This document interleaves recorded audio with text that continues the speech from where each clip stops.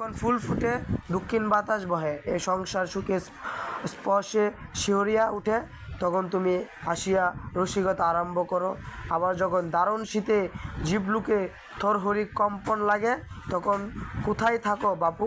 যখন শ্রাবণের ধারায় আমার চালা ঘরে নদী বহে, যখন বৃষ্টির চুটে কাক চিল ভিজিয়া ঘুমোয় হয়, তখন তোমার মাজা মাজা কালো কালো দুলালি ধরনের শিরখানি কোথায় থাকে? তুমি বসন্তের কোকিল, শীত বর্ষার কেহ নই। মানে কী করছে সারাংশটা বুঝিস?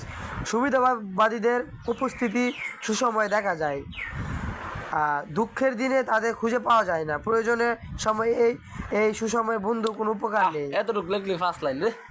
যেন বোঝা যাইছিল ধরিল যে তুমি বসন্তের আমি কোকিল এতদিন পর ব্যস্ত। পরীক্ষা দিতেছি, আজ পর্যন্ত সারাংশ সারমর্ম লিখছি না আমি। লেখছিস তুই? তোর মুখ এমন এমন হয়েছে কেন? তেল দিতে রস না?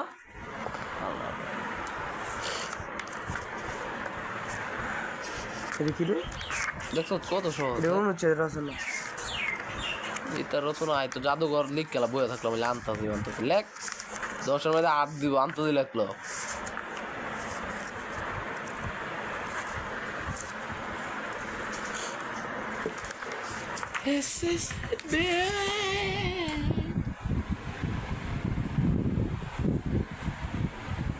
সেলিমের বাবা পরিবারের অর্থনৈতিক কার্যগুলি সম্পূর্ণ করে।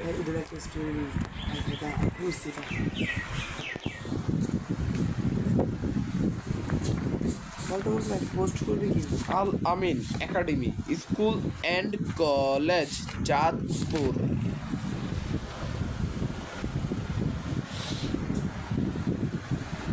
এই যে মুসালেম